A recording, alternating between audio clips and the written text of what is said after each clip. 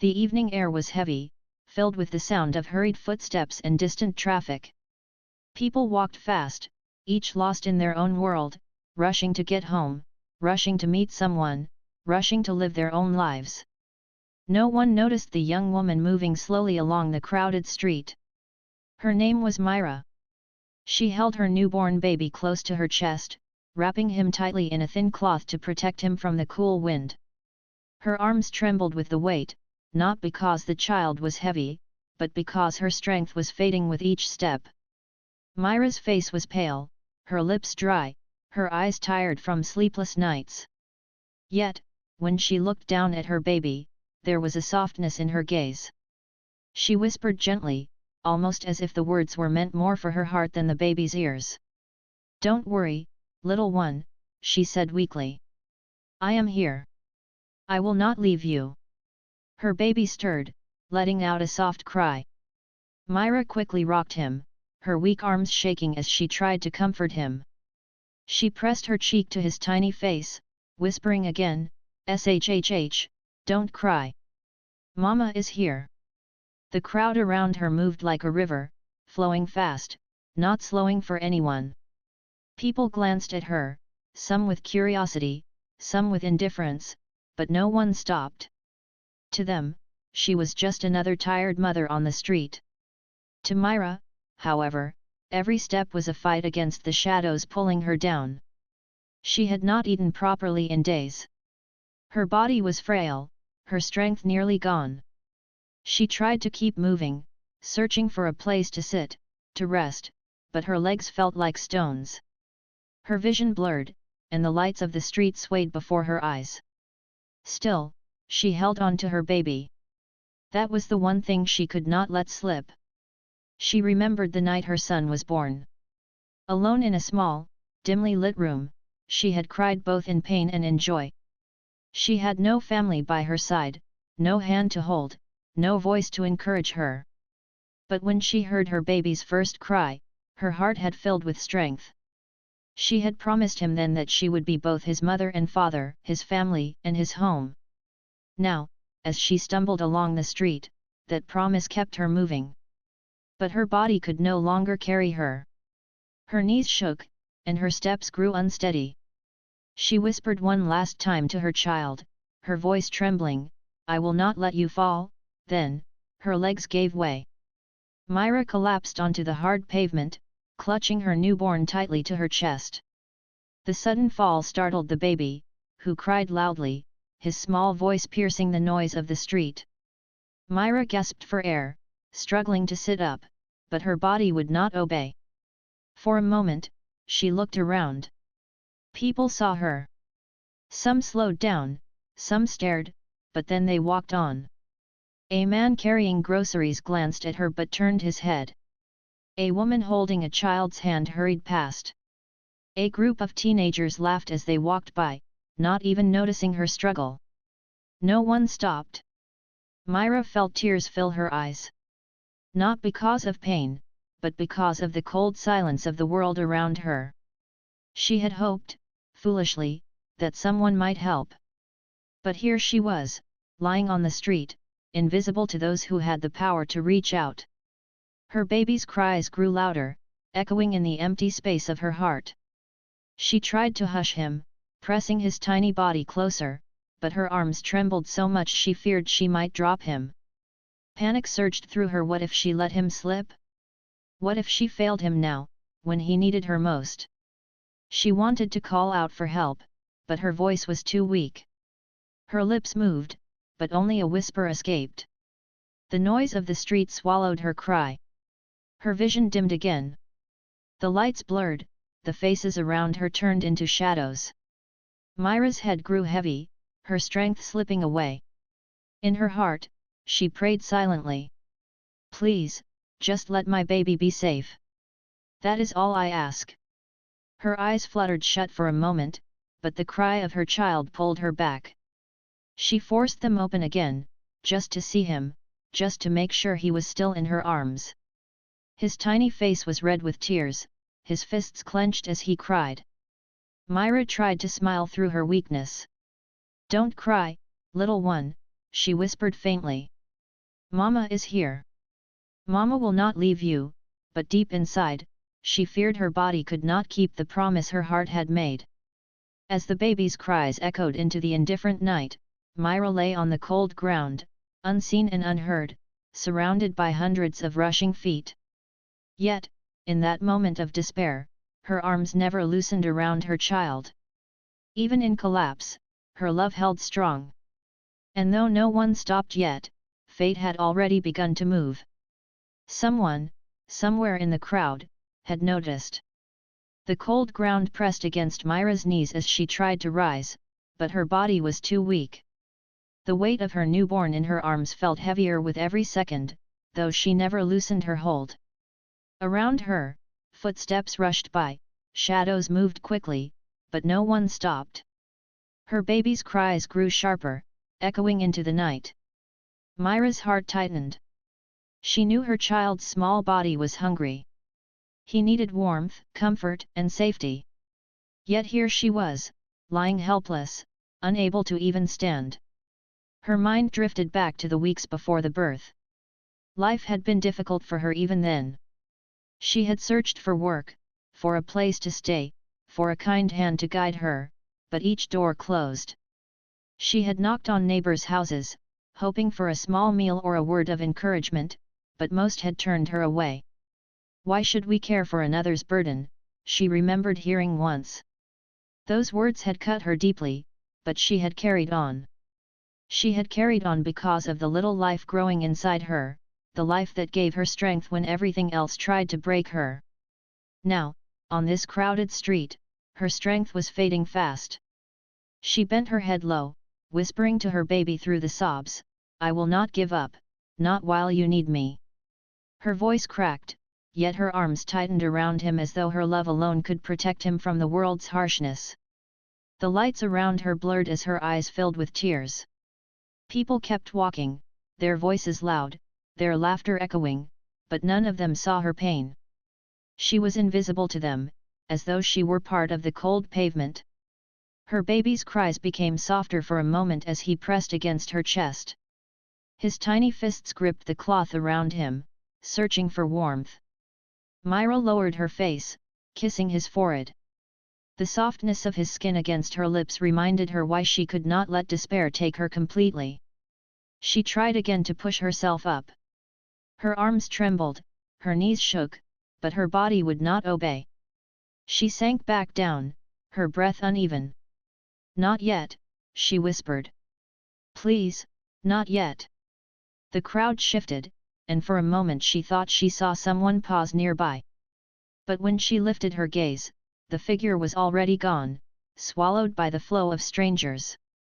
Her heart ached. Why was kindness so rare? Why could no one see her struggle? Even a simple word, "Are you all right?" would have been enough to give her courage. But silence pressed on all sides, heavy and cruel. Her thoughts began to wander again, carrying her far from the noise of the street. She remembered the first time she had held her baby after giving birth. Her body had been weak then too, but her heart had been full. The moment she heard his tiny cry, she had forgotten all her pain. She had whispered to him, "You are my world now. I will protect you with everything I have." Those words gave her strength even now. She rocked him gently, ignoring the shaking of her arms, whispering the same promise again and again. But the truth frightened her. What if her body gave up? What if she closed her eyes and could not open them again? Who would hold her baby then? Who would protect him from the loneliness she had suffered? Her lips trembled as fear pressed against her chest. She prayed in her heart silently, her eyes closed. "Please, let someone see us. Please, let someone care." The baby stirred again, his small face turning toward her, as if searching for comfort. Mira wiped her tears quickly with the edge of her sleeve. She forced a smile, even though her body felt like collapsing completely. "Don't cry, little one," she whispered softly.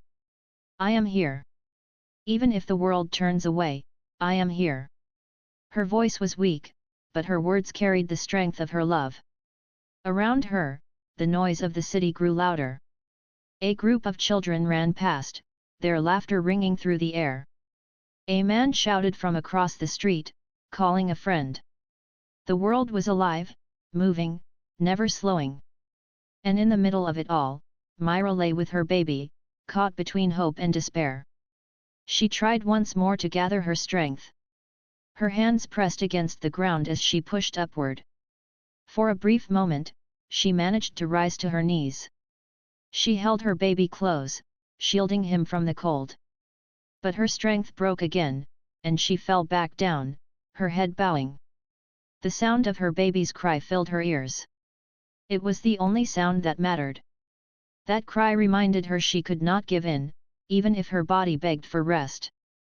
She leaned her forehead against the cloth wrapping her child. Her tears wet the fabric, but she whispered again, "We will be all right, somehow." And then, through the blur of lights and shadows, a voice reached her. Firm, calm, and different from all the other voices around her. "Someone call a doctor, now." Her breath caught. She lifted her head slowly, her vision still hazy. A tall figure stood above her, his eyes focused on her with something she had not seen in a long time, genuine concern. Mira's heart trembled. Was this real? Or was her mind imagining kindness in her weakest moment? But the voice spoke again, steady and sure. "Hold on. You are not alone anymore." And for the first time that night, Mira felt a small spark of hope flicker in the darkness. The sound of that voice cut through the noise of the street like a sharp wind. Mira blinked slowly, her vision still blurred. She tried to lift her head, afraid she might be dreaming. But no, it was real. A man stood before her. His tall figure blocked the lights above, and his dark coat moved slightly in the evening breeze. His eyes were fixed on her, not with coldness like the others who had passed, but with deep concern. "Can you hear me?" he asked, bending down so his voice reached her softly. Mira's lips parted, but no words came. Her throat was dry, her body trembling. She only clutched her baby tighter, afraid that if she let go, the world would take him from her. The man's gaze softened as he noticed her fear. He lowered himself to one knee, making himself smaller so he did not appear threatening. His voice grew gentler. "Don't worry. I will not hurt you. Your baby is safe." Her baby cried again, his tiny fists moving restlessly. Mira pressed him close, rocking him weakly, her body swaying as if she might fall over completely. The man reached out carefully, his movements slow and respectful. "Let me help," he said. Mira shook her head faintly. Her heart feared strangers, for strangers had never been kind. But her arms were trembling so badly that even she worried she might drop her child. She closed her eyes, whispering to her baby, "Stay with me, please stay with me." The man did not push her. Instead, he placed his coat gently on the ground beside her. Then he spoke again, steady and calm, as though speaking to a frightened bird. "You are tired. You need rest. Let me carry the child for a moment. Just for a moment." Mira's eyes opened slowly. The man's face was serious, but not harsh. His eyes carried something she could not name, maybe patience, maybe pain, maybe kindness. For the first time that night, she felt that someone truly saw her. Her arms trembled again, and she realized she could not hold on much longer. Hesitantly, with great fear, she loosened her grip and allowed the man to take her baby into his arms. To her surprise, he held the child with a gentleness that eased her heart. He supported the baby's head carefully, cradling him close against his chest as though he had done this many times before. The baby's cries softened, his small body relaxing in the warmth of the stranger's hold. Mira's eyes filled with tears, not of pain this time, but of relief. For the first time since she had collapsed, her child looked peaceful. The man glanced at her again. "See? He is safe." She nodded faintly, her head lowering in exhaustion. Her body swayed, and the man quickly shifted, placing one steady hand on her shoulder. "You cannot stay here," he said firmly. "Let me take you somewhere safe." Mira tried to protest, her lips forming a weak sound, but she had no strength to argue. The truth was clear, she could not even stand on her own. The man gave a signal, and a driver stepped forward from the shadows. A sleek black car was parked nearby, waiting quietly. The driver hurried to open the door, his eyes filled with worry as he looked at Mira. "Careful," the man said as he supported her. Mira felt herself being lifted gently, as though she weighed nothing. She wanted to resist, to ask where she was being taken, but her body betrayed her. Her head rested against the man's arm, and for the first time in many days, she felt warmth instead of cold. The baby, still in the stranger's hold, gave a small sigh, almost as if comforted. Mira's heart ached with both fear and gratitude. Inside the car, the seats were soft, and the air was warm. The man sat beside her, still cradling the baby with great care.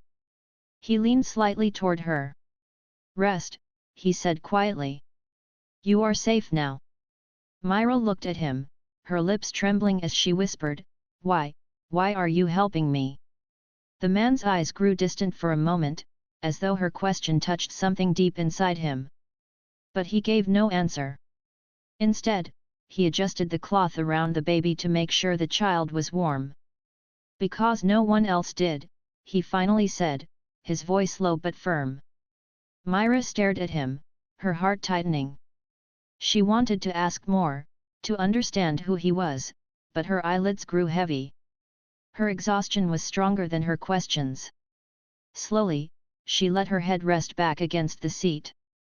Her baby's soft breathing reached her ears, steady and calm now. The stranger's hands held him securely, without fear, without carelessness.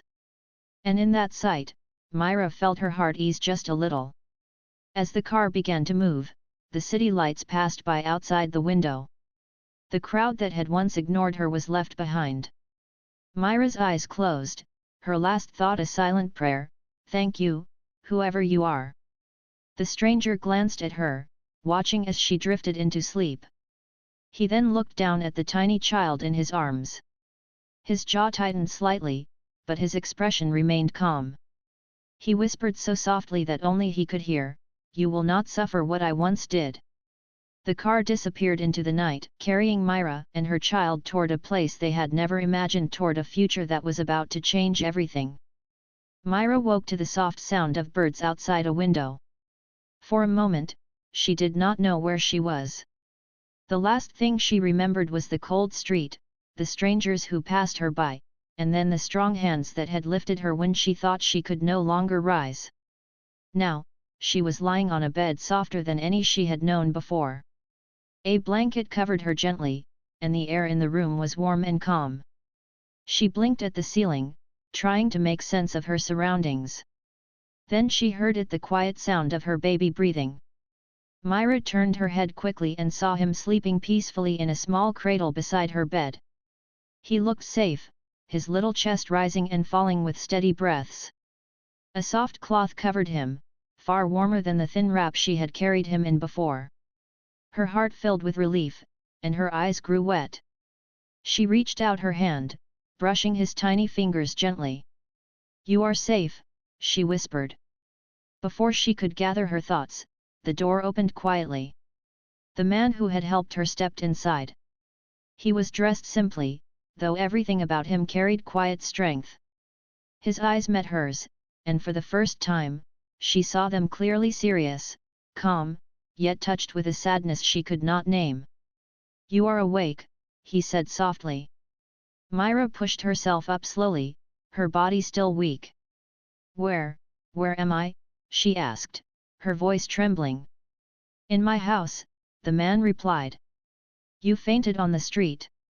You needed care. Your child needed warmth. I could not leave you there." Mira looked around. The room was large, yet not cold or empty.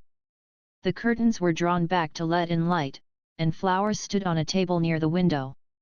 Everything looked carefully placed, as if the room had been prepared for someone important. She hesitated, her heart torn between gratitude and fear. "Why would you bring me here? You do not even know me." The man's gaze softened. "Because sometimes it does not matter if we know someone. It only matters that we help them when they need it most." Mira lowered her eyes. Her hands twisted together in her lap, uncertain of how to answer. No one had ever spoken to her in such a way before. The man walked over to the cradle and looked down at the baby. His expression changed, becoming almost tender. He adjusted the blanket around the child, as though the small act gave him peace. "He looks healthy," the man said quietly. "Yes," Mira replied, her voice trembling with pride. "He is strong." She paused, then added softly, "His name is Ryan." The man repeated the name under his breath, as though keeping it safe in his memory. "Ryan," he said slowly. "A good name." Mira watched him carefully. He was a stranger, yet he held himself with such gentleness near her child that her heart could not see danger in him. Still, questions filled her mind. She gathered courage and asked, "Who are you?" The man's eyes met hers again. For a long moment, he did not speak, as if choosing his words carefully. Then he said, "My name is Armin. That is all you need to know for now." "Armin," Mira whispered, testing the name. He nodded. "Rest here. You and your son will not go hungry, and you will not be left on the street again." Mira's eyes widened. She had not expected such a promise. "But I cannot pay you." "I have nothing," she admitted, shame touching her voice. Armin shook his head slowly. "I am not asking for payment. Do not worry about that." Her lips trembled. "Then why? Why help someone like me?" For the first time, a shadow crossed Armin's face. He turned his gaze away, looking out the window. His voice was quiet, almost to himself. "Because once, I wished someone would help me, but no one did." Mira's heart stilled at his words. She did not know his story, but she felt the weight in his tone. He carried his own pain, hidden behind calm eyes. Silence filled the room for a moment, broken only by Ryan's soft breathing. Mira lowered her eyes, her fingers gently stroking her son's tiny hand. "Thank you," she whispered, her voice trembling with sincerity. "I do not have words enough." Armin turned back to her, his expression steady again. "Do not thank me yet. Rest first. Then, when you are stronger, we can speak more." Mira nodded slowly, though her heart was full of questions she dared not ask. She leaned back against the pillow, exhaustion pulling at her again. But this time, the exhaustion did not carry fear. For the first time in many nights, she knew her baby would not go cold, and that thought allowed her to close her eyes in peace. Armin stood silently for a while, watching the fragile picture before him, a mother and her child, both carrying a strength born of suffering. Then he quietly left the room, leaving them in safety.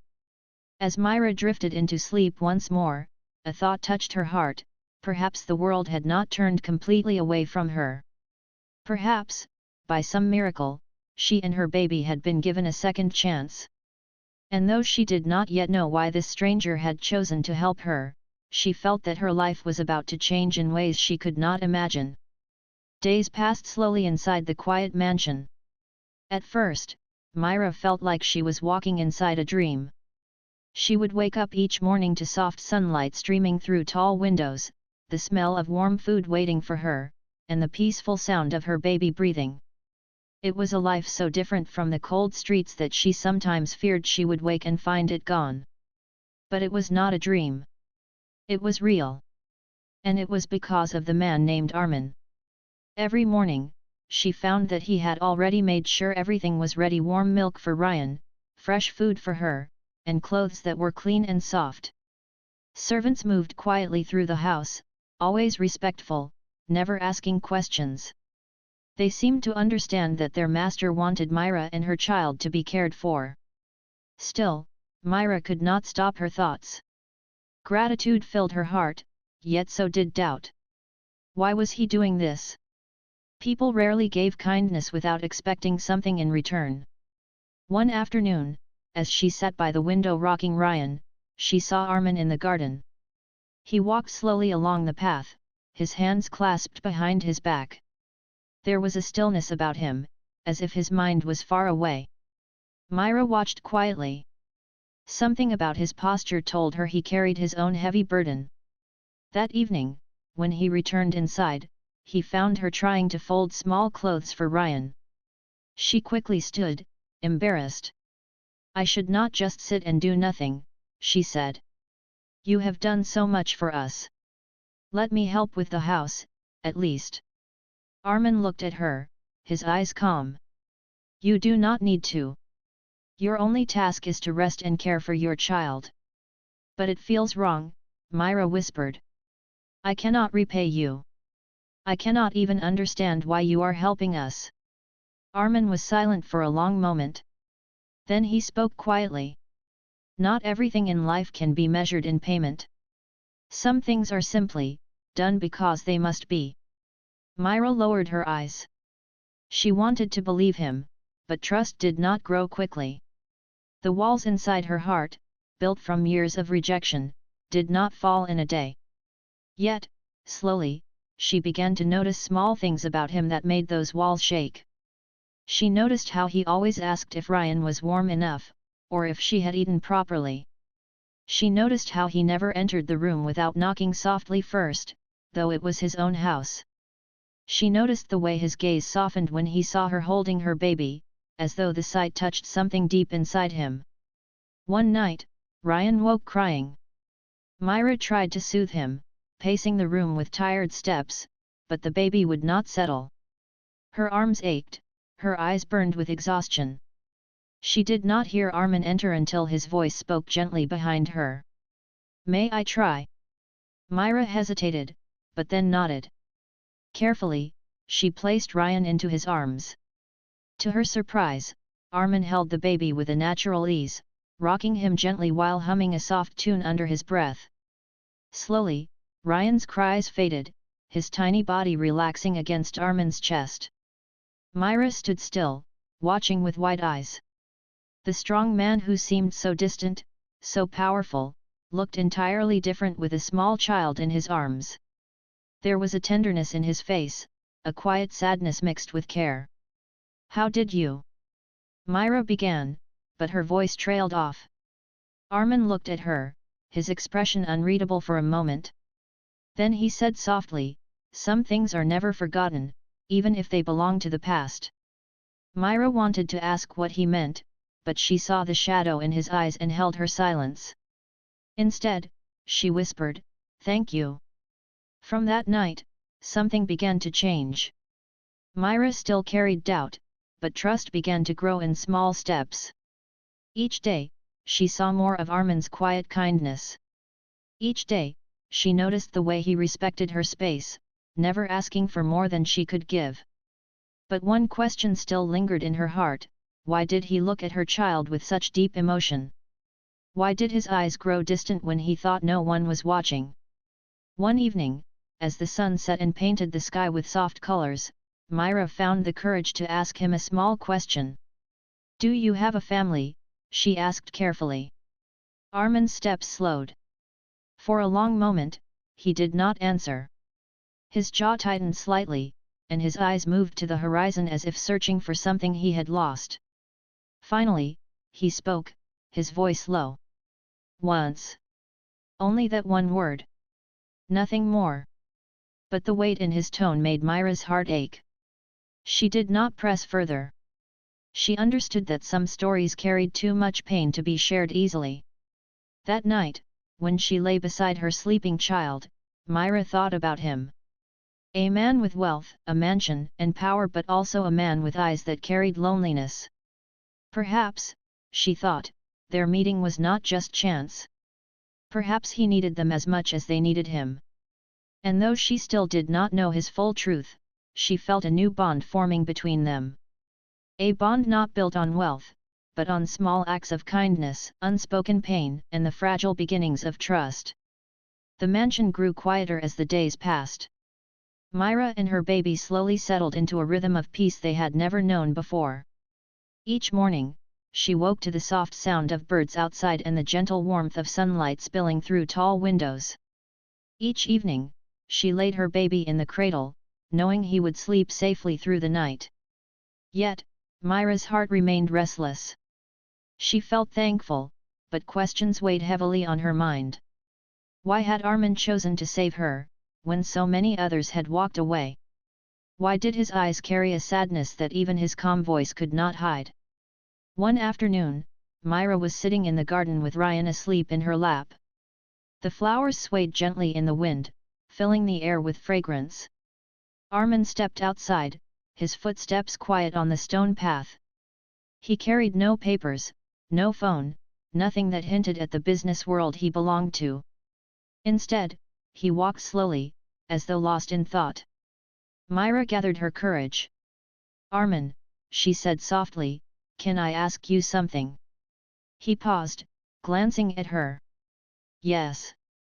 "Why did you help me?" she asked, her voice trembling.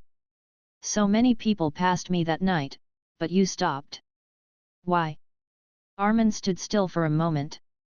His gaze moved toward the horizon where the sky stretched wide, filled with fading light.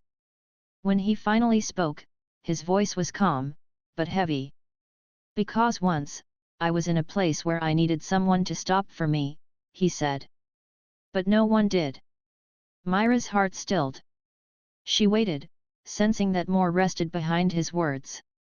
Armin slowly sat down on the bench across from her. His hands rested on his knees, his eyes lowered. For a long moment, silence filled the air.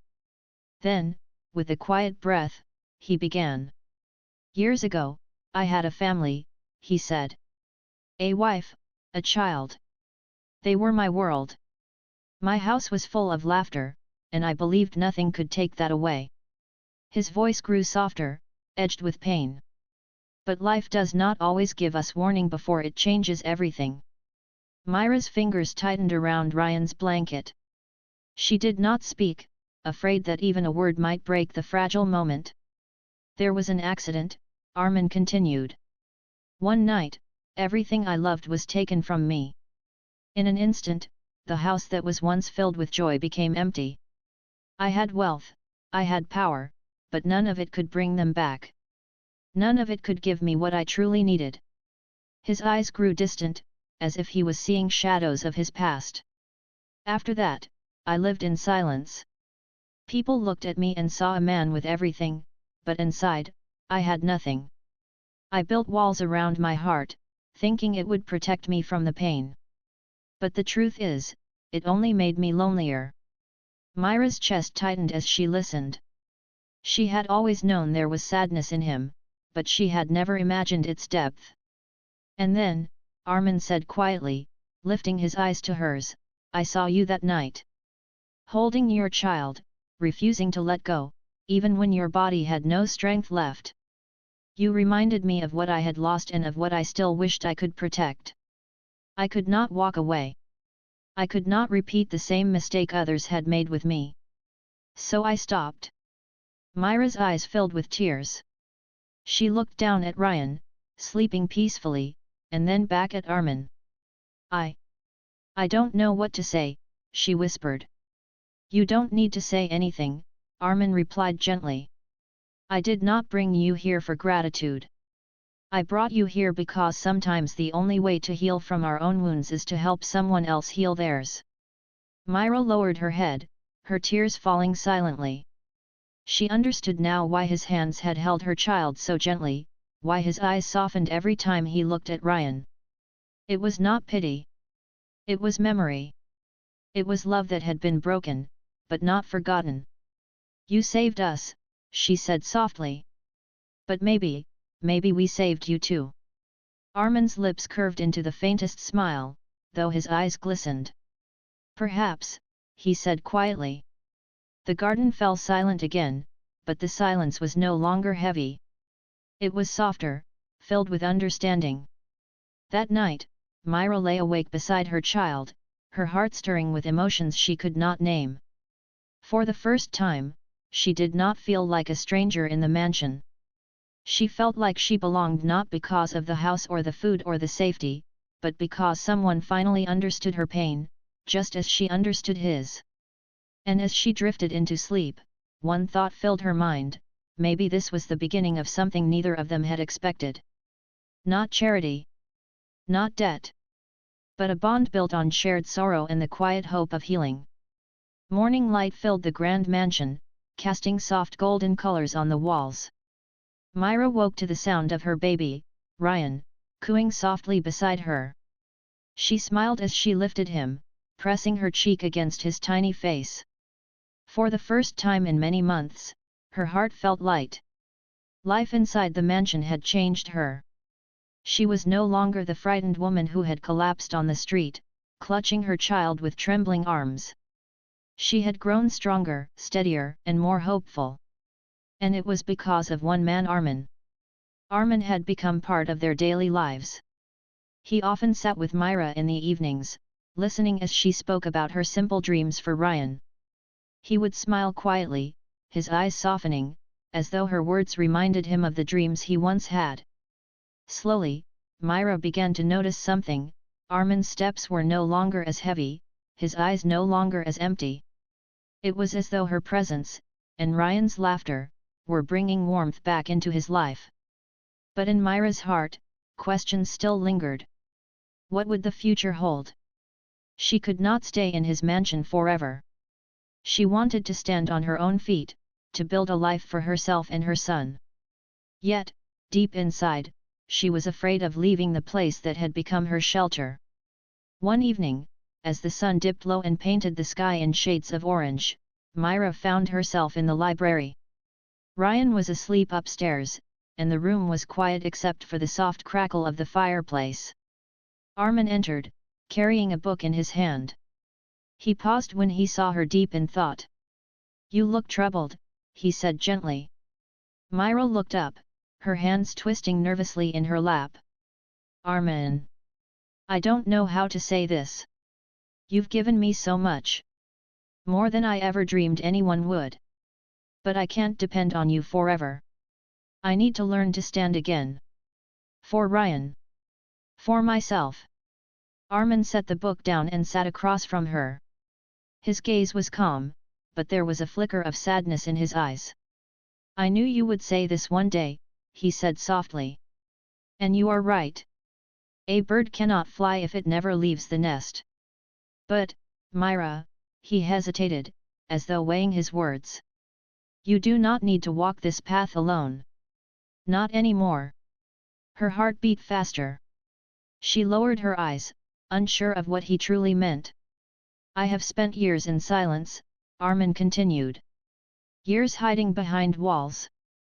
But you and your child, you have brought life back into this house. You've reminded me of hope, of family, of love that I thought was gone forever." His voice trembled slightly. "I don't want to lose that again." Mira's eyes widened. She lifted her gaze, meeting his. The firelight flickered between them, warm and steady. "Armin," she whispered, unsure of how to answer. "I am not asking for gratitude," he said. "I am asking for a chance. A chance to build something new. Not to replace the past, I could never do that, but to honor it by choosing to live again." His eyes softened as he looked at Ryan's small blanket folded in Mira's arms. "I want to be here for him. For you." Tears filled Mira's eyes. She had lived her life believing she was alone, believing no one would ever stand by her side. Yet here was a man who had lost everything, still willing to open his heart again for her and her child. She took a slow breath, her voice trembling. "I don't know if I am ready for such a big step.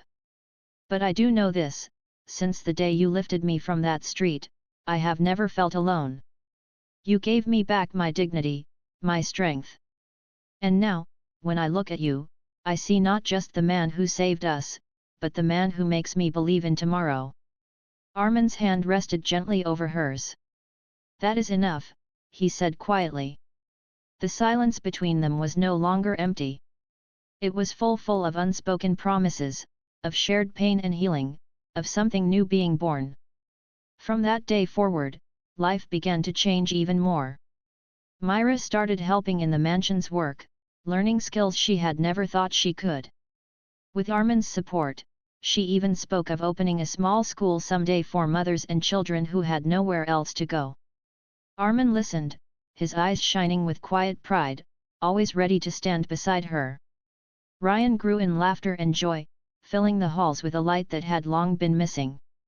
Each time Armin lifted the child into his arms, Mira could see the shadow of his sorrow fade a little more. The mansion, once silent and lonely, now echoed with life. And though Mira had once feared being a burden, she realized she had given Armin something greater than gratitude. She had given him back a reason to live. On a bright spring morning, Mira stood in the garden, Ryan's small hand wrapped around her finger. Armin joined them, his eyes reflecting peace she had never seen before. Together, they looked toward the future, not perfect, not without struggles, but full of hope. And in that moment, Mira knew, this was not the end of her story. It was a new beginning.